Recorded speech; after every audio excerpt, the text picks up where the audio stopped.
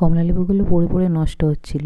এরমভাবে বানিয়ে দিতে সে আর কি মানে কুলোলোই না কেকটা, আমার ভাগেই তো রইল না।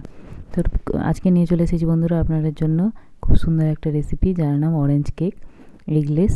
এই ডিম ছাড়াই আপনারা বানাতে পারবেন, আর বাড়িতে থাকা সহজেই কটি উপকরণ দিয়ে। তো তার জন্য প্রথমে আমি নিয়ে নিয়েছি এই যে কমলা লেবুর খোসা, ভালো করে গ্রিল করে নিয়েছি। গ্রেট করা নেওয়ার পরে এরকম টুকরো টুকরো হয়ে গেছে। তারপর যেই লেবুটাকে থেকে আমরা খোসাটা নিলাম সেই লেবু থেকেই আমরা রসটা বের করে নেব। আপনার কাছে জুসার থাকলে জুসার থেকে বের করে নিতে পারেন, আমার কাছে জুসার ছিল না, সেই জন্য আমি ভালো করে চটকে চটকে রস বের করে নিয়েছিলাম। আমার হাতটা পরিষ্কারই ছিল।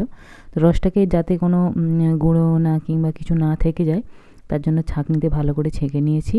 আর পরিমাণ মতো আমি দিয়ে দিলাম চিনি। আমি এখানে 150 গ্রাম ময়দার কেক বানাচ্ছি, তার জন্য এই যে মানে বড় কাপের 1 কাপ ময়দা নিয়েছি, তার সাথে ছোটো কাপের 1 কাপ চিনি ভালো করে মেল্ট করে নেওয়ার পর তাতে ছোটো কাপের 1 কাপ সাদা তেল, তারপর এই যে বড় কাপের 1 কাপ যেগুলো কফি মাগ হয় সেটার 1 কাপ ময়দা নিয়ে নিয়েছি। ভালো করে পুরোটাকে মিক্স করে নিচ্ছি। এইভাবে ব্যাটারটা এরকম হয়ে এলে তারপর আমি দিয়ে দিচ্ছি এই যে পরিমাণ, এতে দেওয়া আছে ছোটো চামচের 1 চামচ বেকিং সোডা, আর অল্প একটু বেকিং পাউডারটা 1 চামচ, আর অল্প একটু বেকিং সোডা, আর অল্প একটু সামান্য 1 কাপ নুন। তারপর এই যে দিয়ে দিলাম গ্রেট করে রাখা লেবুর খোসাগুলো, ভালো করে সব কটাকে মিক্স করে নেব। ঠিক এইভাবে ব্যাটারটা আমাদের রেডি হয়ে এসেছে, কিন্তু একটু টাইট টাইট লাগছে, সেই জন্য অল্প আমি একটু কাঁচা দুধের ব্যবহার করছি।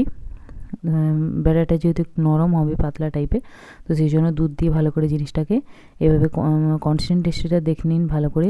এইরকম কনসিস্টেন্সি থাকবে এইভাবে, ঠিক এইভাবে ভালো করে মিশিয়ে নেব। তো আমাদের ব্যাটার হয়ে গেছে পুরোটা রেডি। এতে আমরা দেবো ড্রাই ফ্রুটস ইউজ করবো। আপনাদের কাছে যেই রকম ড্রাই ফ্রুট থাকবে আপনারা ব্যবহার করতে পারেন। আমার কাছে আমন্ড ছিল, আর ছিল শুকনো চেরি, যেটাকে পিচ বলা হয়, শুকনো পিচ, ড্রাই পিচ। তো আমি পিচের যে ভেতরের বীজগুলো বের করে ভালো করে সরু সরু করে কাট করে নিচ্ছি, আর আমন্ডগুলোকেও ঠিক একইভাবে সরু সরু করে কুচিয়ে নেব, যাতে দেখতে ভালো লাগে, মুখে পড়লে স্বাদটা অন্যরকম আসবে। ঠিক এইভাবে আমন্ডটাকেও সরু সরু করে কেটে নেব।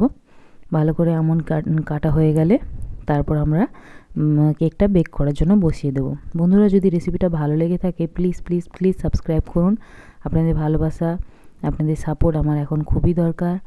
আপনারা যদি দেখে থাকেন ভিডিওটা, এখন যদি দেখে থাকেন তার জন্য অনেক ধন্যবাদ, অনেক ভালোবাসা, অনেক অনেক ধন্যবাদ। আর ভালো লাগলে একটা কমেন্ট অবশ্যই দিয়ে দেবেন, একটা লাইক, একটা কমেন্ট।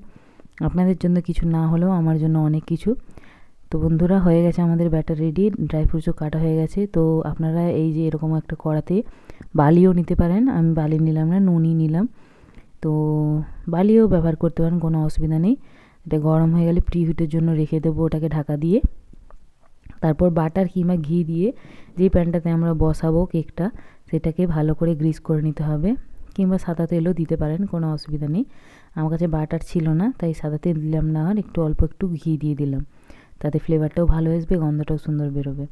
তো ঘি দিয়ে পুরোটা একদম ভালো করে করে নিচ্ছি যাতে না চিপকে যায়। আর আপনাদের বাড়িতে যদি বাটার পেপার থেকে থাকে তাহলে বাটার পেপার দিয়েও আপনারা ব্যবহার করতে পারেন, আমার কাছে ছিল না তাই আমি ঘি ইউজ করলাম। তো লাগানো হয়ে গেছে। তারপর এই যে পুরো ব্যাটারটাকে এটাতে ট্রান্সফর্ম করে নিচ্ছি আমি, ঠিক এইভাবে ভালো করে পরিষ্কার করে এতে ঢেলে নেব। পুরোটা ঢালা হয়ে গেলে একটু ওপর থেকে ট্যাপ ট্যাপ করে নেবো, যাতে কোনো মানে লাংস না থেকে যায়, ফাঁকা কোনো জায়গা। তারপর ড্রাই ফ্রুটসগুলোকে ওপর থেকে ভালো করে এইভাবে ছড়িয়ে দেবো। আপনারা চাইলে ওর মধ্যেও ড্রাই ফ্রুটসটা মেখে তারপরে দিতে পারেন, ওপর থেকে গার্নিশের জন্য দিতে পারেন, কোনো অসুবিধা নেই, যেরকমভাবে আপনাদের মর্জি ভালো লাগে সেরকম দিতে পারেন।